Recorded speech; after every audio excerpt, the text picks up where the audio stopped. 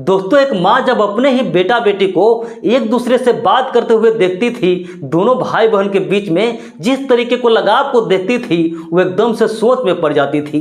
उसे समझ में नहीं आ रहा था कि जो भाई बहन बचपन से एक दूसरे को देखना पसंद नहीं करते थे, दोनों भाई बहन के बीच में कभी बात तक नहीं होता था, लेकिन जैसे जैसे दोनों बड़े हो रहे हैं, दोनों जवान हो रहे हैं, वैसे वैसे ये दोनों के बीच में इतना लगाव क्यों बढ़ रहा है, ये दोनों भाई बहन एक दूसरे के इतना करीब क्यों आ रहे हैं। और आखिरकार एक दिन जो माँ होती है उसकी छुट्टी होती है और उस दिन वो घर पे होती है, और आधी रात को जब वो गहरी नींद में सो रही होती है तभी उसके बेटी के कमरे से कुछ आवाजें आ रही थी। उस आवाज को सुनकर उस माँ की नींद खुल जाती है, वो अपने कमरे से बाहर निकलती है और अपने बेटी के कमरे के पास जाती है, और जब बेटी के कमरे में झांक कर देखती है, फिर दोनों भाई बहन को जो करते हुए देखती है, उस माँ के पैरों के नीचे से जमीन खिसक जाती है।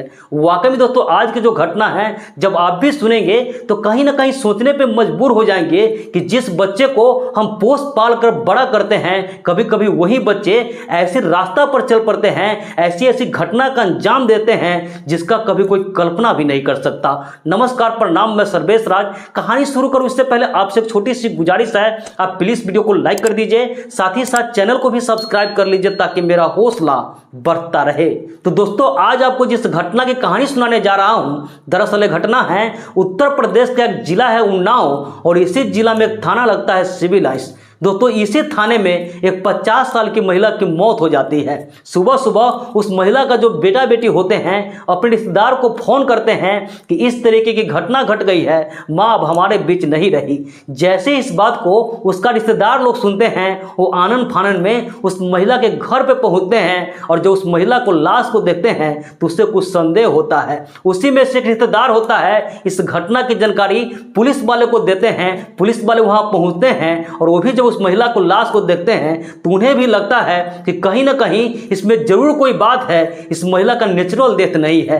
इसके बाद जो पुलिस वाले होते हैं उस महिला के लाश को कब्जे में लेते हैं और फिर उसका पोस्टमार्टम करवाते हैं, जिसमें स्पष्ट हो जाता है कि इस महिला का नेचुरल डेथ नहीं है बल्कि इसका कत्ल हुआ है। अब जो पुलिस वाले होते हैं इस घटना के जांच पड़ताल करने लगती है, वहां का सीसीटीवी कैमरा खंगालते हैं, फोटो निकालते हैं, उसके मोबाइल का कॉल डिटेल्स चेक करते हैं, और सारी चीजें करने के बाद पुलिस का जो शक था उसके ही बेटा बेटी पर चला जाता है। अब जो उसका बेटा बेटी होते हैं दोनों को हिरासत में लेते हैं, उसे थाने में लेकर आते हैं और अलग अलग बैठाकर दोनों भाई बहन से पूछताछ करते हैं। पहले तो दोनों भाई बहन इधर उधर की बातें कर रहे थे, लेकिन जो पुलिस वाले होते हैं जब शक्ति दिखाते हैं, अपने तरीके से पूछताछ करते हैं, तो दोनों भाई बहन टूट जाते हैं और पुलिस वाले को सारी सच्चाई बता देते हैं। दरअसल दोस्तों, जो महिला होती है उसका नाम शशि सिंह होता है, और शशि सिंह जो होती है अभी 50 साल की होती है। दोस्तों, जो शशि सिंह थी उसकी पहली शादी आज से लगभग 25 साल पहले एक व्यक्ति के साथ हुआ था। उस शादी के बाद अपने पति के साथ बहुत ही ज्यादा खुश थी, और उसके कुछ ही दिन बाद उसके एक बेटे का जन्म देती है। उस बेटे के जन्म आने के बाद उसके परिवार का जो खुशी था वो कई गुना बढ़ जाता है। वो अपने पति के साथ, अपने बच्चे के साथ बड़े ही आराम से हंसी खुशी से जिंदगी जी रही थी, लेकिन उसके 1 साल बाद ही उसका जो पति होता है उसका किसी दुर्घटना में मौत हो जाती है। अब जो शशि सिंह होती है 2-3 साल बीतने के बाद उसका शादी किसी दूसरे व्यक्ति से हो जाता है। फिर वो ससुराल जाती है, वहां जो बेटा होता है उसे भी साथ लेकर गई होती है, और उसे कुछ दिन बीतने के बाद वो जो दूसरा पति होता है उससे भी एक बेटी होती है। इसके बाद उसके परिवार में टोटल 4 लोग हो जाते हैं, एक उसके पति, पत्नी और उसका एक बेटा और उसकी बेटी। फिर चारों लोग बड़े ही आराम से जिंदगी जी रहे थे। उसका जो पति था वो भी अपने पत्नी से बहुत प्यार करता था, उसके घर परिवार में सब कुछ ठीक ठाक चल रहा था। लेकिन जैसे जैसे वक्त बीतता है उसका जो दूसरा पति होता है उसे शराब पीने की आदत सी होने लगती है। अब धीरे धीरे वो शराब पीकर घर आने लगता है और अपने पत्नी के साथ मार पिटाई करता था, उसके साथ गाली गलौज देता था। अब इस सारी चीजों से जो शशि सिंह होती है एकदम से परेशान रहने लगती है। उसे समझ में नहीं आ रहा था कि उसका दोनों बच्चे हैं, उसका परवरिश कैसे होगा। उसका जो पति था वो जो भी पैसा कमाता था सारे पैसा को शराब में लुटा देता था। अब जो शशि सिंह होती है उस पर दो दो बच्चे की जिम्मेदारी थी, तो फिर वो मन बना लेती है कि उसका जो पति है उससे वो तलाक दे देगी, उससे अलग हो जाएगी। और आखिरकार दोस्तों जो शशि सिंह होती है अपने दूसरे पति को भी तलाक दे देती है और उससे अलग होकर सिविल लाइंस में किराए के कमरे में दोनों बच्चे के साथ रहने लगती है। अब यहाँ से उसके नई जिंदगी का शुरुआत होता है। वहीं पे एक हॉस्पिटल होता है, नर्सिंग होम होता है। उसी नर्सिंग होम में छोटी मोटी काम करती थी और उससे जो पैसा आता था उसी पैसे से खुद का भी परवरिश करती थी, अपने बच्चे का भी परवरिश करती थी, अपने बच्चे को पढ़ा लिखा रही होती है। ये दोनों बच्चे थे, दोनों बच्चे सौतेले भाई बहन थे, इसलिए दोनों बच्चे में आपस में ज़्यादा पड़ती नहीं थी। दोनों एक दूसरे को देखना भी पसंद नहीं करते थे, दोनों एक दूसरे से बात भी नहीं करते थे, लेकिन इसके बावजूद भी दोनों एक ही घर में रहते थे क्योंकि दोनों का माँ तो एक ही थी। इसी तरीके से दोस्तों इसके परिवार में फिर भी सब कुछ ठीक ठाक चल रहा था, लेकिन धीरे धीरे जो भाई बहन होते हैं अब बड़े हो जाते हैं। दोस्तों जो भाई होता है उसका नाम शिवम सिंह होता है और जो बहन होती है उसका नाम पूजा सिंह होता है। ये दोनों भाई बहन जब बड़े होते हैं तो दोनों भाई बहन के बीच में थोड़ी बहुत बात होना शुरू हो जाता है। अब जो भाई होता है वो सोचता है कि इस तरीके से कब तक हम माँ के ऊपर बोझ बनकर रहेंगे, हम भी अब बड़े हो गए हैं तो मुझे भी कोई नौकरी करना चाहिए जिससे थोड़ी बहुत माँ का भी हेल्प मिल जाएगी और मैं भी अपना खर्चा वगैरह खुद से उठा पाऊंगा।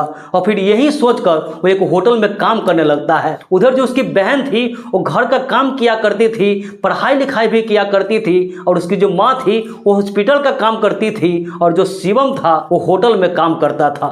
सबके उसके परिवार में ठीक ठाक चल रहा था, लेकिन जैसा कि दोस्तों बताए थे कि दोनों भाई बहन में धीरे धीरे बातचीत होना शुरू हो जाता है। और बातचीत होते होते दोनों भाई बहन एक दूसरे से पर्सनल चीजें भी शेयर करने लगता है, दोनों एक दूसरे से पर्सनल बातें भी करने लगता है। दोस्तों अब जो शिवम था उसका उम्र 24 साल था और उसकी जो बहन थी अभी 20 साल की थी। न तो शिवम का कोई गर्लफ्रेंड था और नहीं जो उसकी बहन थी उसका कोई बॉयफ्रेंड था। अब दोनों भाई बहन हल्की हल्की बात करते करते दोनों एक दूसरे से अपनी पर्सनल चीजें भी शेयर करना शुरू कर देता है। ये दोनों एक दूसरे से पर्सनल बातें भी करने लगता है और बात करते करते दोनों एक दूसरे को कब गंदा गंदा चीजें भेजने लगता है, कब गंदी गंदी बातें करने लगता है, ये दोनों को पता ही नहीं चलता है। धीरे धीरे ये दोनों भाई बहन एक दूसरे के मोबाइल पर गंदी गंदी चीजें भेजने लगता है, गंदी गंदी दोनों चीजें देखने लगता है। और तब दोनों भाई बहन को ये एहसास होता है कि हम दोनों का जो रिश्ता है वो भाई बहन जैसा तो बिल्कुल नहीं है। हम दोनों एक दूसरे को पसंद करते हैं, हम दोनों एक दूसरे से प्यार करते हैं। और जब दोनों का ऐसा एहसास होता है तो दोनों भाई बहन एक दूसरे को प्यार का इजहार कर देते हैं, दोनों इस सारी चीज़ों को एक्सेप्ट कर लेता है। और इसके बाद दोस्तों दोनों भाई बहन अपने घर में गर्लफ्रेंड और बॉयफ्रेंड जैसा रहना शुरू कर देते हैं। इधर जो उसकी माँ थी शशि सिंह, उसे इस बात को जरा भी अंदाजा नहीं था कि उसका जो बेटा बेटी है दोनों भाई बहन इस तरीके के कांड कर रहे हैं। इसी तरीके से दोस्तों कुछ दिन का वक्त बीतता है, लेकिन इसके बाद दोस्तों जो दोनों भाई बहन होते हैं जब मोबाइल में गंदी चीजें देख रहे होते हैं तो दोनों विचार करते हैं कि क्यों नहीं हम लोग गर्लफ्रेंड बॉयफ्रेंड के जैसे, पति पत्नी के जैसे संबंध बनाए, जो मोबाइल में हम लोग देखते हैं उसी तरीके से हम लोग रियल लाइफ में भी करें। और इसके बाद दोस्तों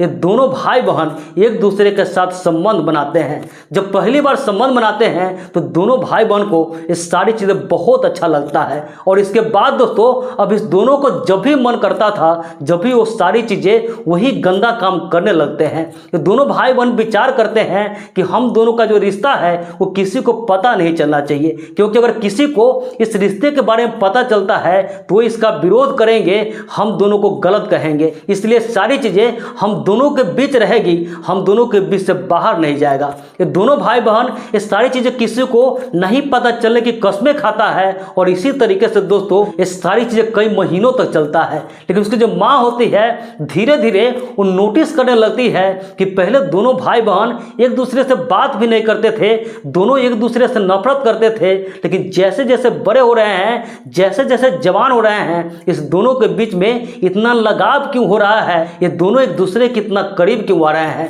लेकिन फिर भी उसकी माँ होती है इसे इग्नोर कर देती है, ये दोनों पर थोड़ा सा भी शक नहीं करती है। लेकिन एक दिन क्या होता है कि जो माँ होती है शशि सिंह, उसकी छुट्टी होती है। उस दिन अपने घर पे ही होती है और आधी रात को जब वो गहरी नींद में सो रही होती है तभी उसके बेटी के कमरे से कुछ आवाजें आ रही थी। उस आवाज को सुनकर जो शशि सिंह होती है उसकी नींद खुल जाती है।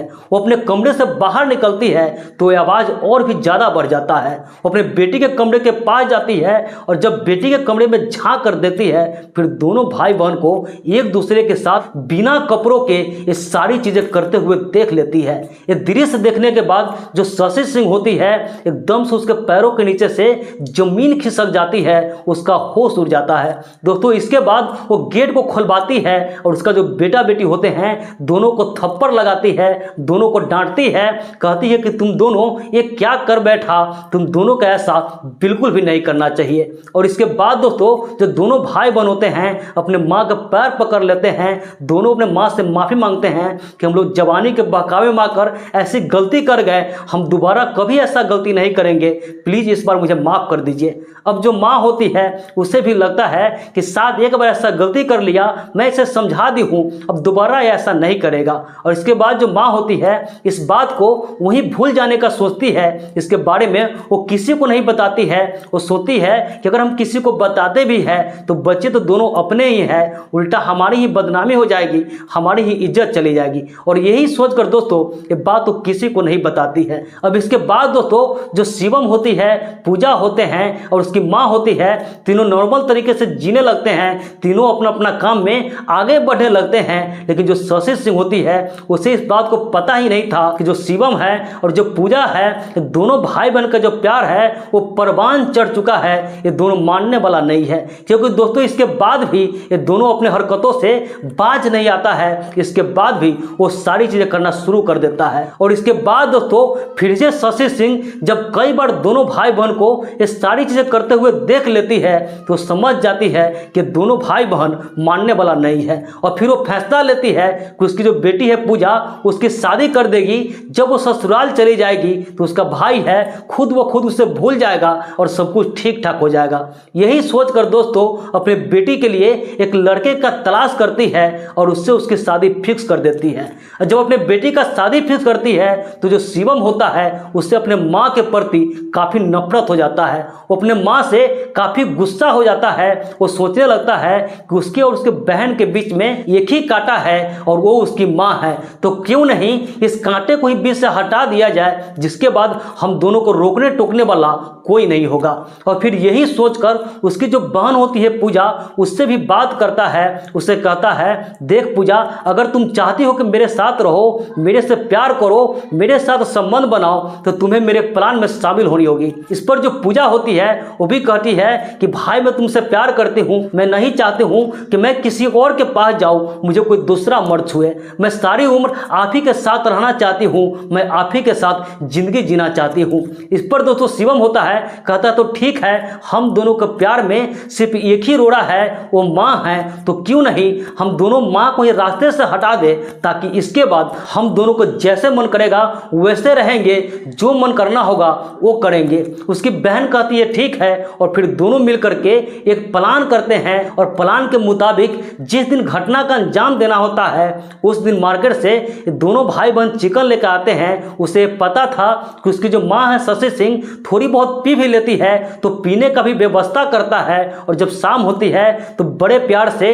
ये दोनों चिकन वगैरह बनाते हैं और जब रात होती है तो अपने माँ को खाने के लिए देते हैं। साथ ही साथ जो पीने का व्यवस्था किया हुआ था वो भी एक गिलास में कुछ ज़्यादा ही मात्रा में देता है। उसकी जो माँ होती है चिकन खाती है और पीती है, और पीने के बाद काफ़ी ज़्यादा नशा में जाती है। जब दोनों को लग जाता है कि माँ अब नशे में आ गई है तो इसके बाद दोस्तों दोनों भाई बहन मिलकर अपने माँ के मौत के घाट उतार देता है। और इसके बाद दोनों भाई बहन को जरा सा भी रहम नहीं आता है, दोनों के अंदर जरा सा भी इंसानियत नहीं होता है। इसके बाद वहीं पर दोनों भाई बहन एक दूसरे के साथ संबंध बनाते हैं और अगले दिन जब सुबह होती है तो अपने रिश्तेदार को फोन करते हैं, उसे बताते हैं कि माँ के साथ इस तरह की घटना घट गई है, माँ अब हमारे बीच नहीं रही। दरअसल दोस्तों दोनों भाई बहन इस पूरे घटना को हार्ट अटैक दिखाने का कोशिश करते हैं, लेकिन उसका रिश्तेदार आधार था। जब ये घटना सुनने के बाद आनंद फानम वहाँ पहुँचते हैं और उस महिला को लाश को देखते हैं तो उसके लाश को देखकर